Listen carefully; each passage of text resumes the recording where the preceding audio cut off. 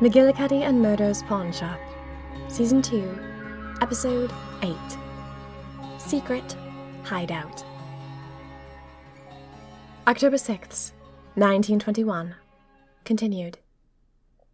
"Not here," Mr. McGillicuddy said. He stood a few feet in front of us, next to a giant obsidian statue.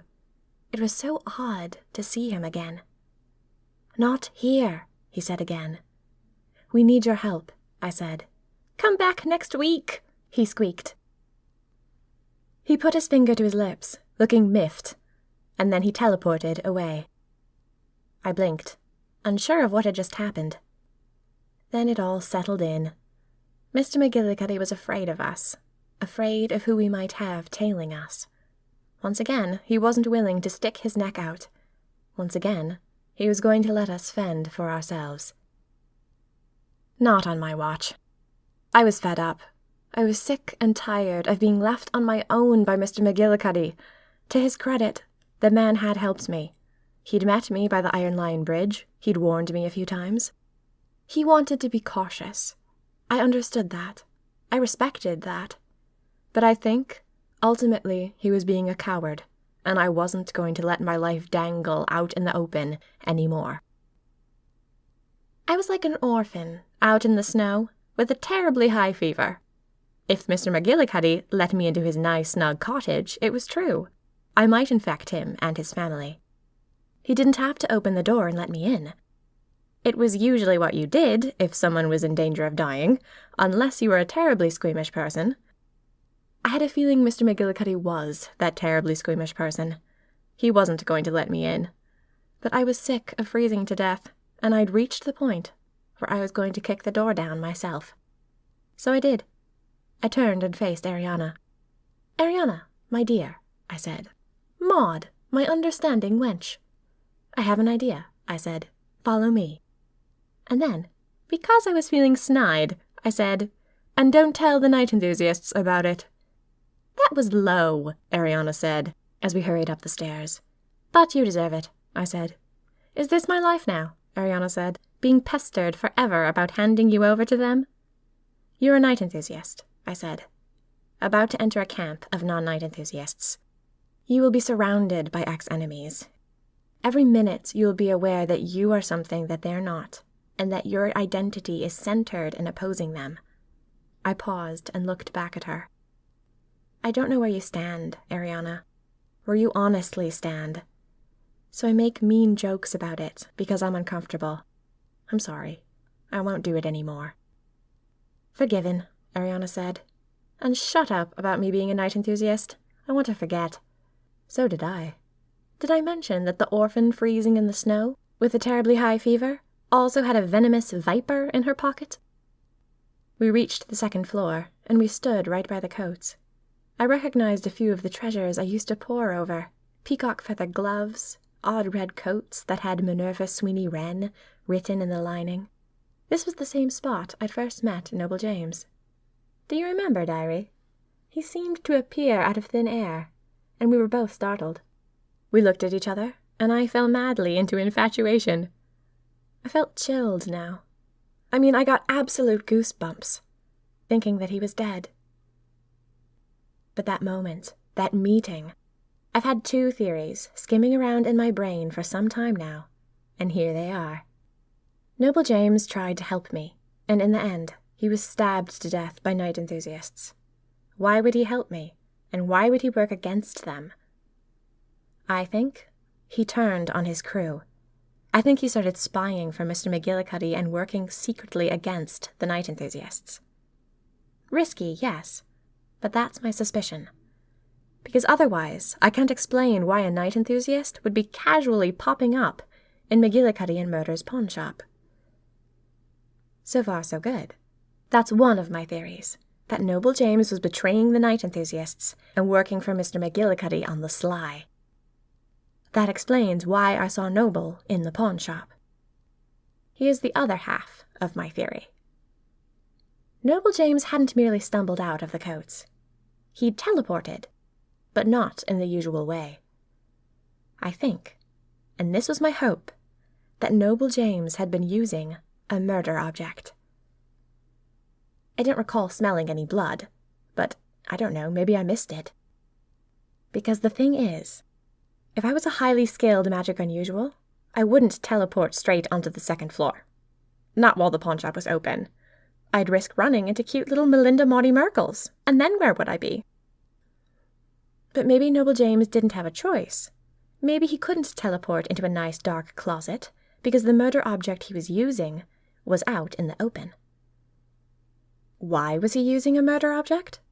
This is where it gets good. My theory, from top to bottom, from start to finish, is that Mr. McGillicuddy and his crew of magic unusuals have a secret hideout, just like the Night Enthusiasts. This secret hideout is where all the good magic unusuals live, and the secret hideout isn't located inside the pawn shop. Not technically. The secret hideout is hidden back in time, and it can only be accessed by a murder object. And if the murder object hadn't been moved since Noble James used it, then Ariana and I were standing right beside it. Start picking things up, I said. See if they're a murder object. Maud, you daft idiot, Ariana said. Everything in this pawn shop is a murder object. What? I said. Everything? I'd already suspected that the pawn shop was filled with murder objects, hence McGillicuddy and murders.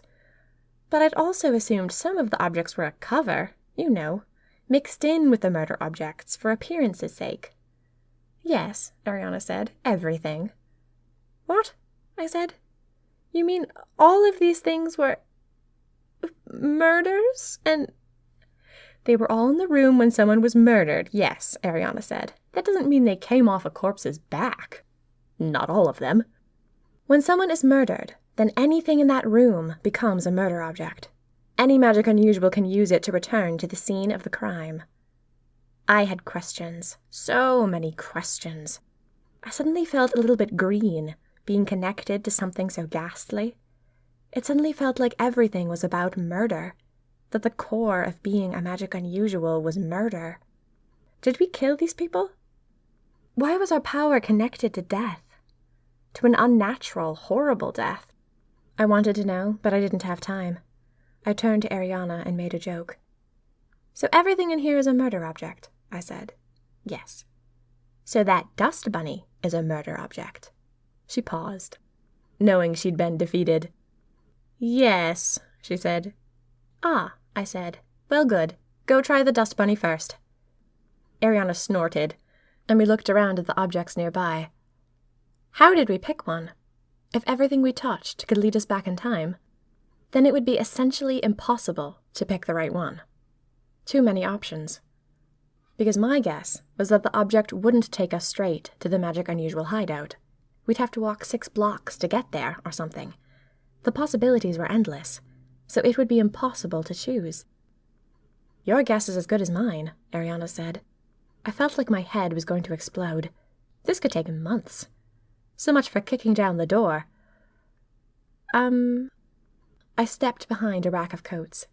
I could hardly remember that day when Noble James first appeared, but, if my fading memory served me correctly, he'd sort of tumbled out from behind this coat rack.